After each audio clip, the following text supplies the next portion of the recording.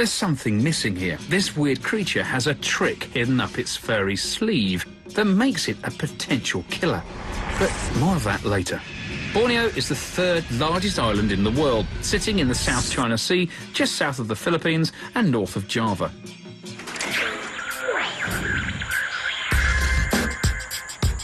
I'm headed for Danam Valley on the north side of the island.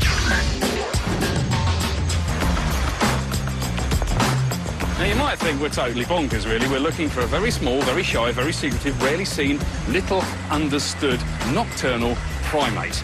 Now, this is why most people who come to Borneo make wildlife films about obvious, big, ginger, orange monkeys like orangutans. Now, the reality is we don't want to do that. The whole point of Weird Creatures is putting these odd and unusual animals in the limelight. It is, if you were, their moment of glory. Now, there's a catch with this, and that is there's no information on these animals. We have to start from scratch. And as a consequence of that, we have little time, and we can't simply craft a beautiful story with a nice, neat beginning, a beautiful build-up in the middle, and a crescendo and a nice, big, sexy close-up of a loris at the end. We're going to do it just as it happens, as the story unfolds. We really don't know how this is going to unfold, and that is the beauty and the excitement of this kind of programme. At the end, we may see a loris, we may see a loris tomorrow, we may even see one today. But that is why Weird Creatures is so exciting, because we don't know how it's all going to end up. The one thing I do know is where we're going to begin, and that's at the Danam Valley Field Centre, a scientific hub in the middle of nearly 500 square kilometres of primary rainforest. I'm meeting up with an old friend of mine, Simon Amby, who's worked in Danam on and off for nearly 25 years.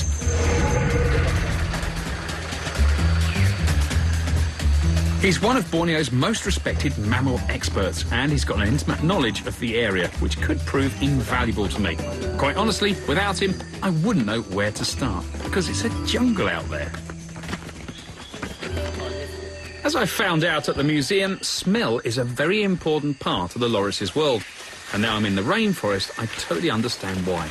You can't see very far past this wall of green. Yep, through here. You just look for a dense vegetation, and then you walk underneath it, and you get the smell. The smell of the loris? Of the loris. Identifying the scent that the loris uses to mark its territory is the first tracking method Simon's going to show me. It's so still in the forest, there's no breeze at all. It feels like the air, you can actually sort of cut your hand through it. It feels like a solid thing. The smells just sort of hang around in clouds, and unless you manage to just break through a patch of it, it's very, you have to keep moving around until you get a bit of eau de loris. Just drag the camera crew up this slippery bank and through the undergrowth. For what? So they can film a smell. And it is quite a strong one. There's definitely a different odour. Simon's pointed this out, and it smells like, well, it doesn't have really any kind of anything I can think of that's that Western. There's no point of reference. Quite sort of mulchy animal. It's sort of chemical, musty, like chemical meets animal. And our cameraman, Simon, has just come up with a good one, which is that it smells a little bit of new books. And I think that's probably the best summary so far, because you know that smell when you peel apart the pages, and it's that kind of, there's paper, there's organic stuff there, but it also has got the smell of the printing ink. It's a little bit like that. It's loris. It's a very peculiar smell. I'm losing it now because I'm getting wafts of the camera crew, because they've all got their own personal odours. Nice ones, don't get me wrong, nice smells. Perfumes and insect repellents and such. But it's a smell I won't forget, though. The loris, not the camera crew. By smelling trees like this, Simon knows that several lorises are in the area. This is about a half-hour drive out of the research centre.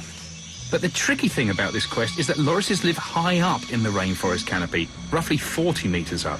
So now the question is, how do we get to see one?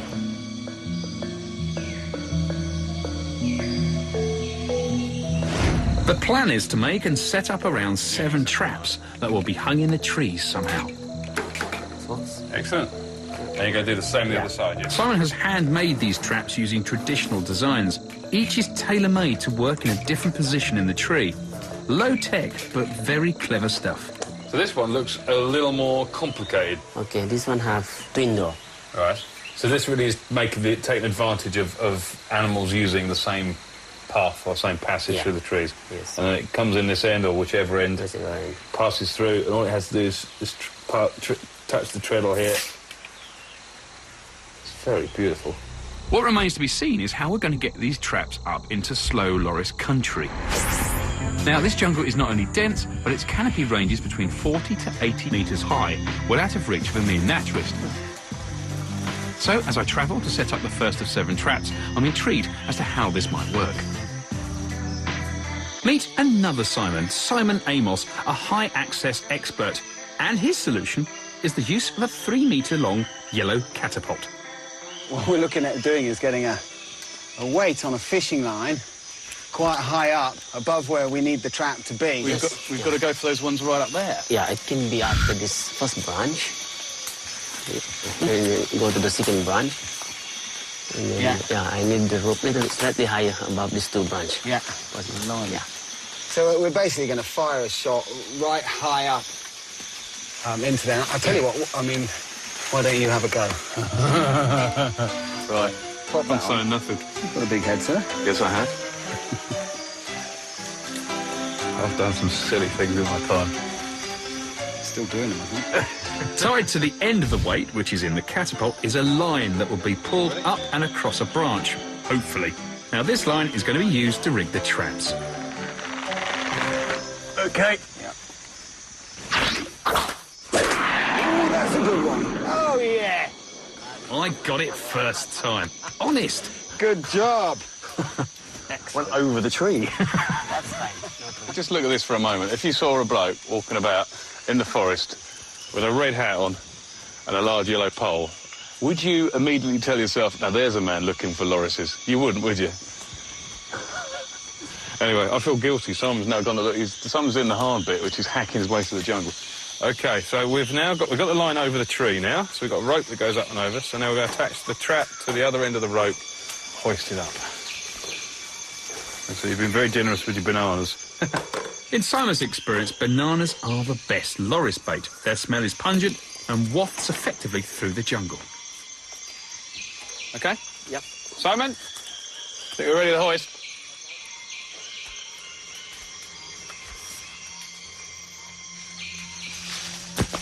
Sorry. That's all right. Should get the crash out on. Okay, that's it. Yep. Hour and a half, 1 trap set. The other 6 banana-laden traps went up, but in pitch black, so you'll have to trust me. It was too dark for the camera to film.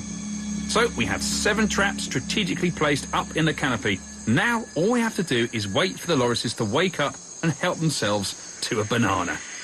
In the meantime, I'm going to lure in some other wildlife, but not with the trusty banana. Bugs. Bugs never let you down. So what we're going to do, this is our veranda here, so I'm going to put up a sheet, hang it up here. It'll all become very clear what I'm up to in a minute. Things with the tropics, it's incredibly diverse, and that is even more apparent in the insect world. Biodiversity, incidentally, is not a washing powder. It's literally the diversity of life. It's a perfect night, actually. The rain has stopped. Car battery. A nice black light. And we will now plug it in. I'm going to create what our insect-loving loris might consider a banquet. Bingo. But for me, it's a chance to show you some of the most extreme creepy crawlies on Earth. Well, already it's working. It's a little bit rough and ready, but so's the show. And you can see the principle already. We've got loads of little things, nothing to get really excited about. So now it's set up, I'm going to leave it up most of the evening, see what comes in. So I might keep coming back and investigating to see what's turned up. Or I can settle into my rocking chair and dream of lorises.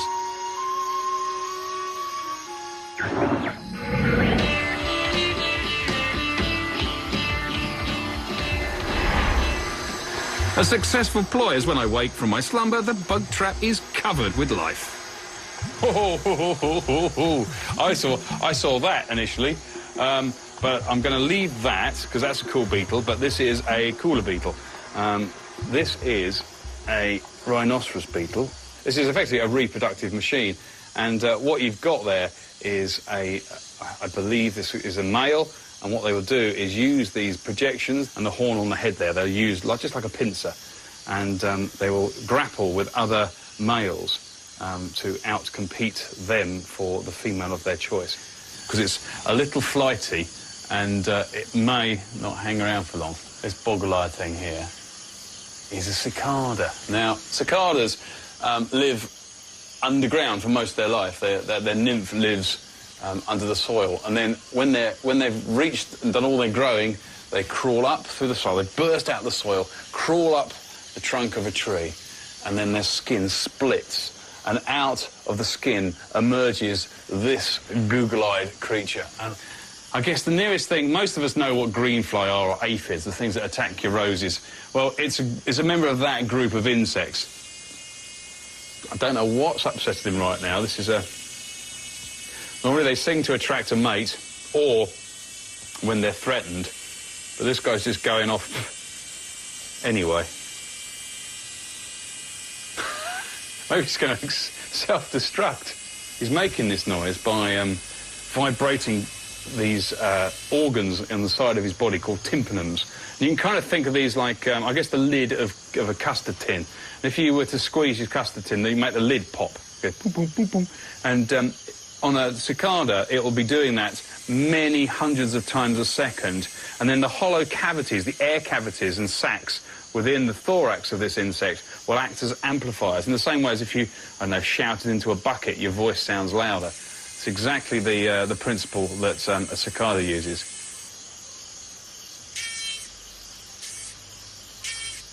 I'm sure there's a useful application for this bug. An intruder device, maybe. This is massive. This is another one of the longhorn beetles. Now, these are angry beetles, usually. They're not really out to get me in any way, but if I was to handle him badly, he has these rather ferocious mandibles on him. I just can't get enough of these things. These beetles are a serious mouthful for our predatory loris. And there's plenty more in the trees where these came from, if you can see through some of their cunning disguises. This is a real cutie. This is a bush cricket of some kind. This is actually a katydid, and I've not seen anything quite like this. A lot of these guys are very, very tasty to many, many other animals in the rainforest, so what they're doing is doing their best to not look like an insect. And this, OK, on my finger stands out, but in the forest would look just like a leaf or a bud or a seed. Now, you tell me what that's all about. Having found food, the loris has to decide if it's edible or not. This moth is doing its best to influence that decision. Now, what's worrying me, I'm a little uncomfortable with this moth, because I know there are some moths which have urticating hairs on them. That means they sting, basically, or they have an itchy element to them. When I disturb it by blowing gently on it, it does that. Now, if I was a bird, that would terrify me. As a great big lummoxing human, it bothers me enough to not want to grab the moth or move it in any way, just in case. I mean, just think, every single one of these individuals here, every single animal on this sheet has a life cycle, a purpose, a role to play in the grand operation of what is the rainforest. Yet we don't even begin to understand or even pretend to understand any of it. If you just turn on a lamp and sit there and ponder life in all its wonderful forms, it really does begin to blow your mind.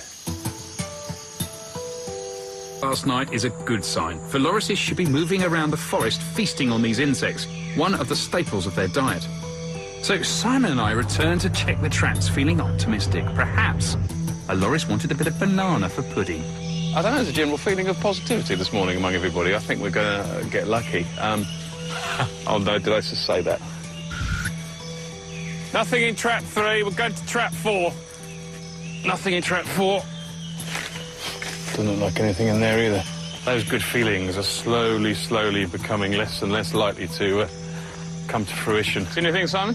Nothing. Still open. Nothing in there.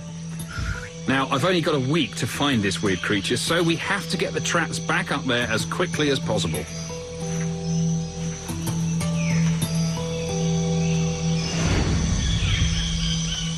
Drawing a blank with the traps has made me curious about what's going on up there. It's a world apart from the one on the forest floor. Many canopy animals have adapted to this high life by flying and jumping to take advantage of the wealth of vegetation and the abundance of life contained within the tops of the trees. But the loris is different. He neither leaps nor flies. Unlike its cousin the tarsier, instead they wander silently through the canopy along a highway of vines and branches.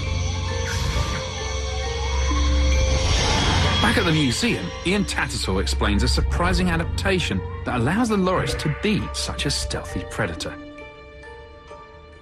There's a little structure, a network of blood vessels in the wrist and the ankle of these lorises that helps them to maintain a constant blood supply to the muscles that flex the hand. These guys are not only fruit eaters, but they're predators. It has been said that, in fact, this reti, this little network of small blood vessels, actually reduces the pulse that gets transmitted to the branch when they're moving along very slowly about to strike their prey. So it has another function too. Sort of a silencer. It's sort of and basically increased plumbing, which just means that there's a super grippy hand. Mm-hmm. This is an unusual adaptation, but it's nothing compared to what's coming up later. That's a potential killer. Sorry, but you'll have to wait for that. Lumbering along the forest floor, I become obsessed with the idea of getting high into the canopy to see the loris's habitat with my own eyes. Oh. When you go to bed in the evening, after walking about in the tropics, you notice an incredible knot of muscles complaining in the back of your neck. And that's because all you do is walk about looking up all the time. All roads lead up into the canopy. It's where all the noises are coming from. It's kind of where our loris wants to be. I've got an opportunity to do something that I've always wanted to do, but don't quite know if I'm man enough to do. And that's access the top of the canopies using ropes and climbing gear. I've been looking at every tree I've passed going, ooh, could I do that? How high is that? 60 metres? Is it 50 metres? Is it 30 metres, 20 metres? I don't know. And I'm looking up all the time thinking, oh, that one looks friendly, because trees look... Climbing a tree would mean conquering one of my biggest fears, and that's trusting everything to bits of rope and shiny bits of metal. But the voices in my head are becoming unbearable. I think I should see the birds and I think, well, they do it, and they're looking down, and they're... So I'm psyching myself up. There's only one way to shut them up, and that's to get up there. Now, I shouldn't have worried about chickening out, because once Chief Rope Rigger Simon gets his hands on me, then there's no turning back. That was nervous energy. Which one's mine? Which bit of string's mine? Royce's done have to do this, isn't it? It's going to take us a little while. But slowly, just like a loris. Considering our kind was supposed to have evolved in the trees, and that's where we got our wonderful, useful, opposable thumb from, we've kind of definitely lost touch with this environment, haven't we?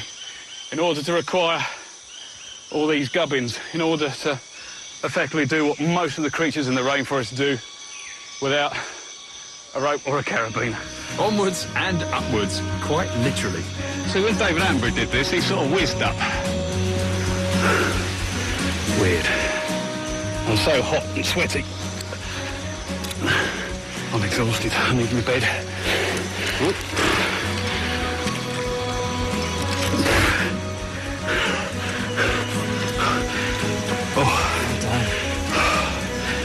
And the point of this was again, oh yeah, to enjoy the rainforest from a different perspective. Getting up here hasn't magically cured my fear of climbing paraphernalia, but finally, I'm in slow loris habitat.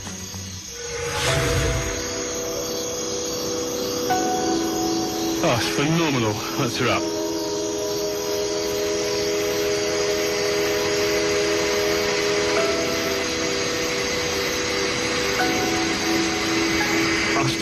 I still can't quite believe I'm here. It's like a wall of sound. It's like the sound almost takes on a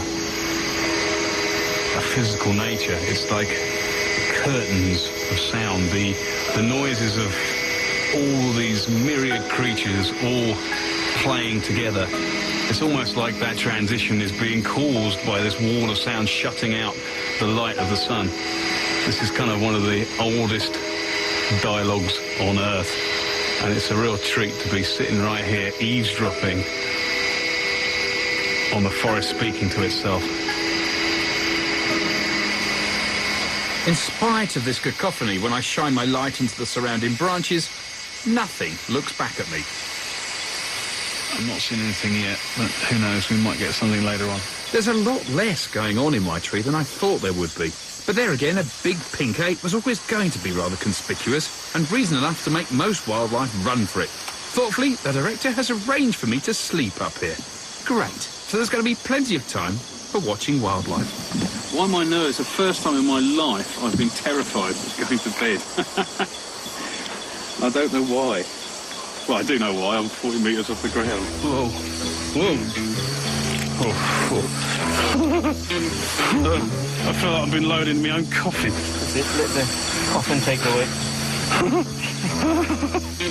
I've got a cicada in my bed. Oh, you can see now, that is basically a giant green fly or plant hopper. Anyway, thank you very much. You arrived in the nick of time. I was just beginning to look stupid. Something to talk about, takes my mind off where I am. But at last we get to meet one of the animals that is a key player in the fantastic symphony of the jungle. Now if he stays there, it could be my alarm clock in the morning, couldn't it? I'm not cut out for this. I'm a terrestrial naturalist. God knows what happens if I need the bathroom in the night. Good night if you can see me. It's been a night unlike any other I've ever spent. Suspended by bits of metal. In a tree. I think I've just found the limits to which I'll go to find my weird creature. The only thing that comforts me is that 7 banana-baited traps are dangling somewhere in the trees. And it's hunting time for lorises. We're in the right place at the right time. Anything could happen.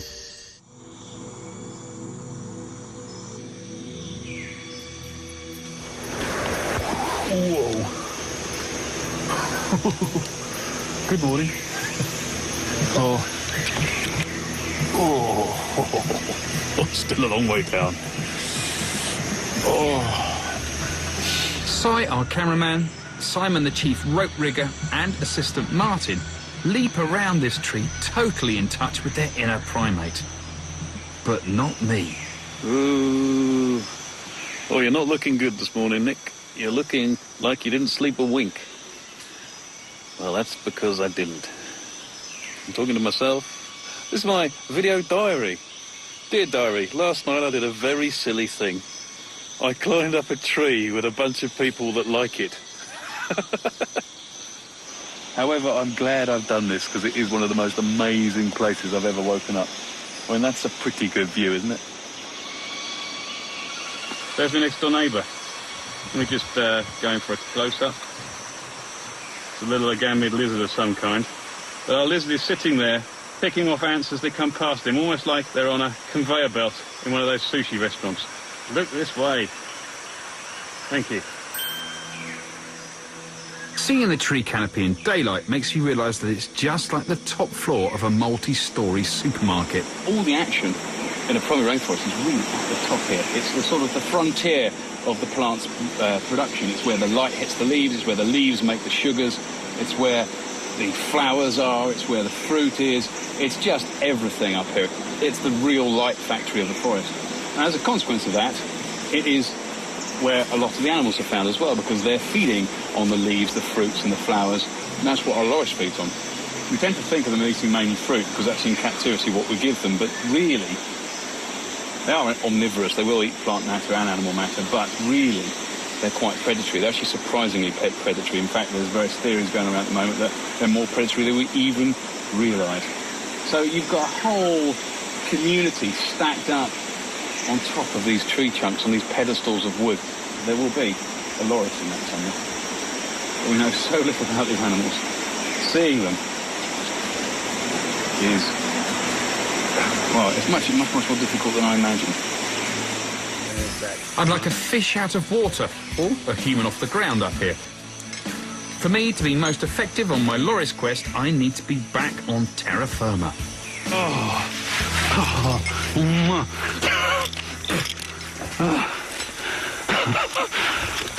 Fantastic, but doesn't suit me up there really. However, I had a cracking time. I feel like I've seen the rainforest from a totally different perspective.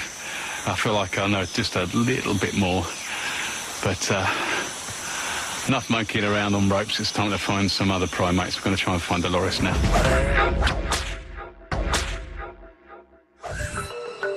With more than 120 species of mammals and over 300 birds, not to mention the countless insects, lizards and everything else, Borneo is bursting with life. But most of these creatures never meet, divided into treetop dwellers and ground dwellers, and some that move in between.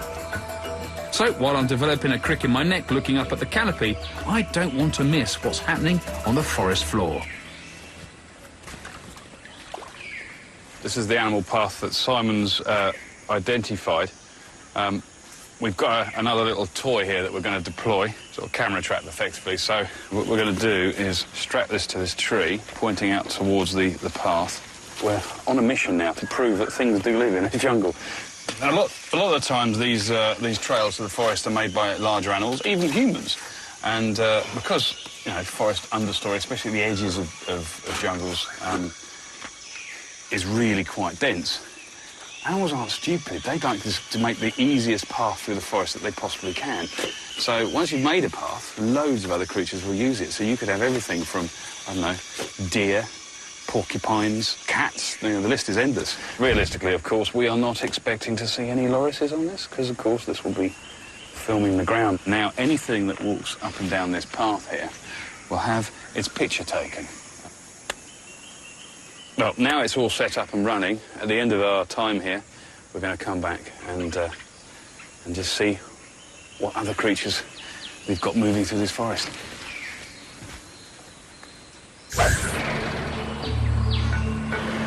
On our way to the daily trap check, I come across what most people think of when you say the word monkey. Finally, we see animals in the rainforest. One's still there. These are pig-tailed macaques. There's two species here in the forest. There's the ones with the long tail, and there's the one with the tiny curly tail. Loads of things are running through my head right now, which is, one, how different they are as primates to the loris. They couldn't be more different. They're different ends of the scale. Just straight away, the fact these are going and making a noise to keep the clan together. They're a very social animal. They hang out in extended family groups. These primates don't use scent in the same way as our loris, yet they're still primates. They still have that opposable thumb. They still have all the other characteristics of that group of mammals. Our loris is much more specialised. It's nocturnal, so of course it's got those big eyes. That's the first thing that really hits you when you do see a loris. You know, to me, it's like I get my head around the fact they're both primates, and they're both primates together. But there is one big difference between these primates and the loris. You've waited long enough, you want weird, then check this out. There's another slightly controversial thing about this animal, and that is the fact it is the only poisonous primate. It has a form of venom. Is this true? Well, that's right. Lorises also have a specialized gland on the inside of their elbows. This substance that the gland exudes happens to be toxic. Reports of how this toxin, if we want to call it that, affects people vary a lot. And I think some people are much more susceptible to it than others. But you certainly don't want to be bitten by one of these guys. It's been reported that when lorises are threatened, they will very often raise their arms above their head like this, which makes them look somewhat as if they're sort of cowering. But in fact, what it may do is to put these teeth close to the elbow where they can easily pick up some of the toxin to deliver to a potential attacker. So it's got poisonous elbows. I bet you never saw that coming. And it's this unique party trick that put the animal on my weird creatures list. I don't know, we keep looking at this for inspiration. It's stuff lorises never look brilliant, do they? Yeah, no, he's not looking his best. So it's back to the daily trap checks in Borneo, and if we're successful, I could be looking at a real living, breathing, poisonous primate. Day 4, and the routine must be repeated. Bananas, trap, catapult, check traps, and repeat. It's hot, draining work, with no success so far. But I'm not complaining.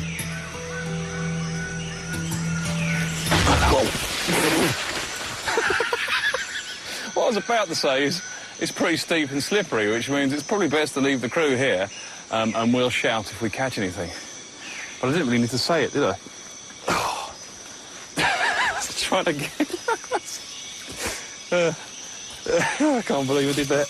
It's not a loris, we know that, but we've actually got a result. We've actually caught something in the traps, just in case any of you were doubting that the traps actually work. And it looks like, it's difficult to say from down here, it looks like we've got a couple of rats of some kind. But I guess if we bring it down, we'll have a quick look. Yep. So, we have got rats. Look at that. Well, your trap works anyway. Yeah. They're very beautiful rats, aren't they? They don't have that sort of sinister look of the common or Norwegian rat that we tend to think of. They're very elegant, very beautiful, very furry, very fluffy. They're way, way, way up there in the branches, and you just wouldn't, I guess, imagine rats clambering about up there, but they're very, very good at it. They've got almost hand-like feet for gripping the branches, and of course that long tail helps them for balance. Rats are really misunderstood creatures. They're great generalists, they're great survivors. They sort of scour the leftovers and the debris of humanity. They kind of get associated with our own filth, and therefore we kind of, I guess, fob off on them what's disgusting about us. And really, the majority of the world's rat species are found in places like this, you know, well away from any humans, going about their business in their own way.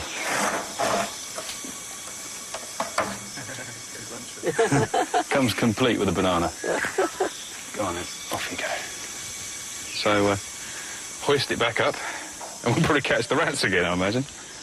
We've devoted so much time to rigging the loris traps, and with no success except brown bananas and 2 rats. Nice rats, but rats nonetheless. With so little time left, I need to be as proactive as possible in my search. Now, I know this sounds bad, but I reckon I just need to ride the roads with a massive torch until I see a slow loris. It's called lamping. Don't worry, there's method in my madness, as most nocturnal mammals have a reflective membrane in their eyes called a septum. This helps capture the little light available, increasing its night vision. So when you shine torches at them, you see that torchlight reflected straight back. This is called eye shine, and one way of pinpointing a loris in this otherwise vast forest.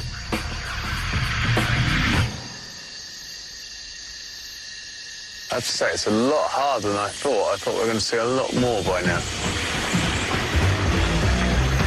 There's not a lot to be seen in the trees, so as we're getting desperate, it's worth a look amongst the lower branches. But again, nothing. Obviously, because the slow loris very rarely comes down to this level.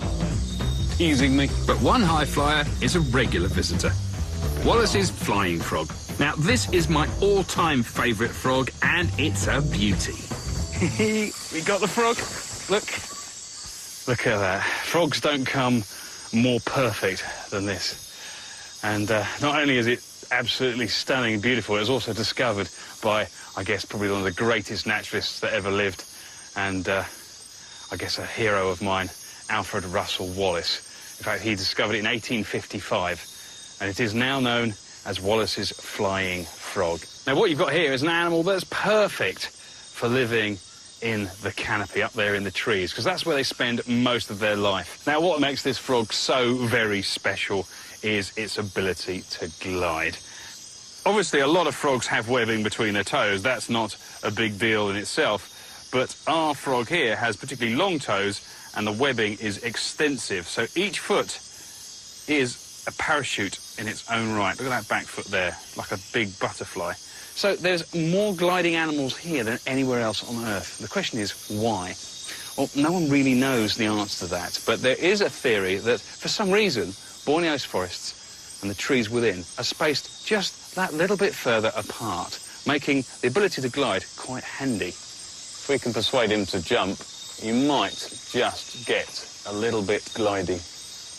Even though Wallace's flying frog can't actually fly, it does glide up to 70 metres. Sometimes. I continue to beat my head against the tree looking for lorises because I know they're in this forest. Simon knows they're in the forest. We've got traps out. It's just a matter of time. The question is, will the time run out before we actually get to see the loris? I don't know, but at least we've got the frog.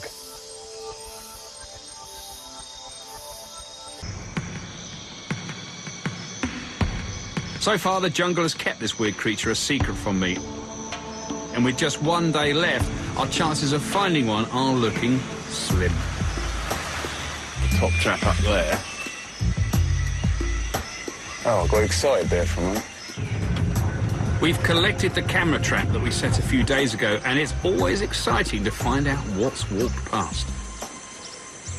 Now, this has gone to night shot now, so this is after dark. Now, this looks very peculiar if you're not used to these, because there's nothing quite like this animal.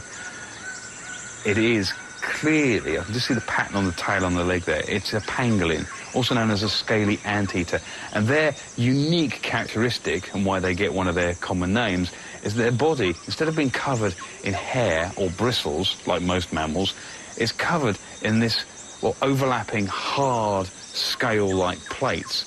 And it uses those literally just like a chainmail coat. It's a brilliant way of avoiding the sharp bits of their potential predators.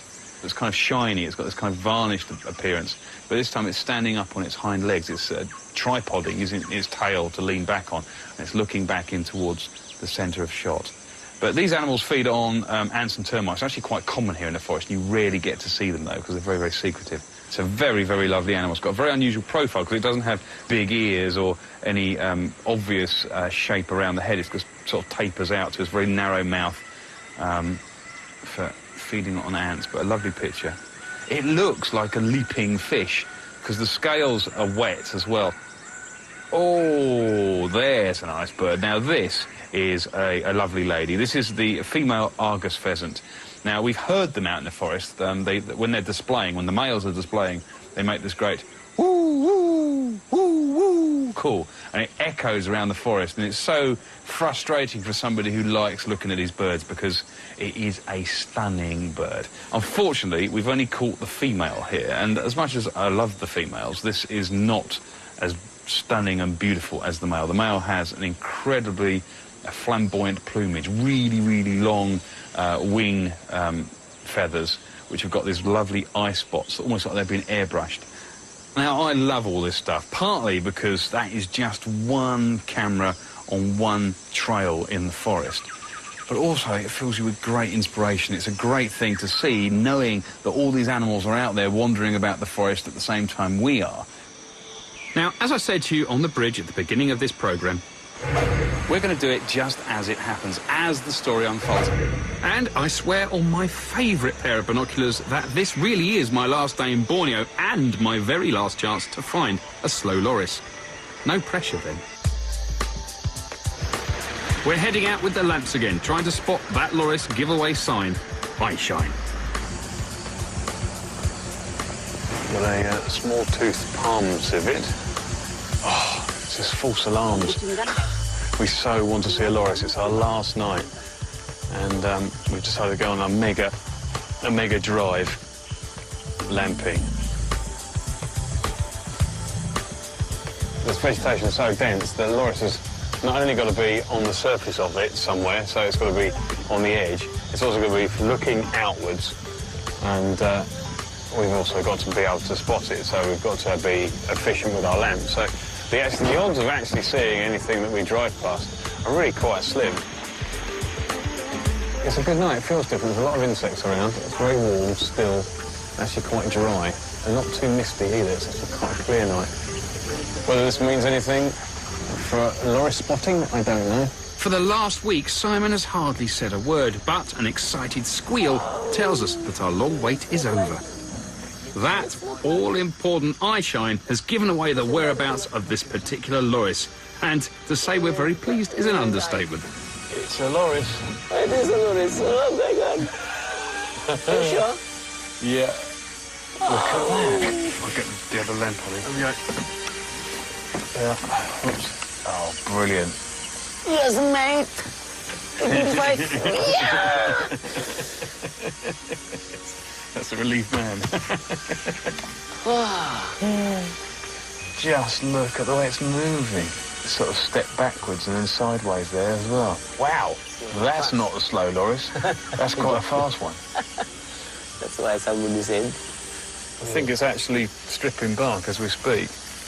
It's very difficult to say at this distance, because it could just as easily be scent marking, but it looks like it's feeding on the sap or the bark. Just the way it moves is so peculiar. It's like mammal meets spider.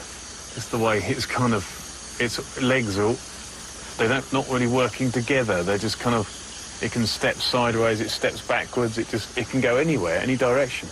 They do seem to spend a lot of time feeding on saps and gums, and they're well kitted out for this because they've got in their lower jaw forward and upward pointing set of incisors and canines as well. So that first part of the jaw is like a chisel. It's a peculiar little animal and it continues to tease.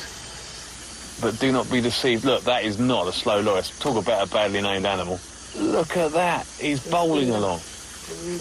What we've got up there is one of the world's top 25 most endangered primates. So it's even got the rarity factor. It's certainly got the gorgeous, fluffy, cutesy factor. Just doesn't fit into what you might imagine a primate to look like. You can actually see his opposable thumb as well in action, and the equivalent on his foot. And that's just a little clamp. It's perfect for gripping the branches and the twigs. You know, I'm not kidding you. This is not a fake or a setup. You can probably tell because it's a bit rough and ready, but, you know, it's midnight on our last night. I'm not as close as I'd like to be. The loris is easily 50 metres up. Now, that's like trying to see something smaller than a melon on top of a 20-storey building. Absurd. But this is the living, breathing version of that bundle of fur and bones I saw in the Natural History Museum in New York. But to see this, the living loris in the wild, in its natural environment, is a true thrill. But don't be deceived. This cuddly ball of fluff has poison up its sleeve and an attitude to match. And we've been rewarded with something I feel we all deserve. We have worked so hard for this.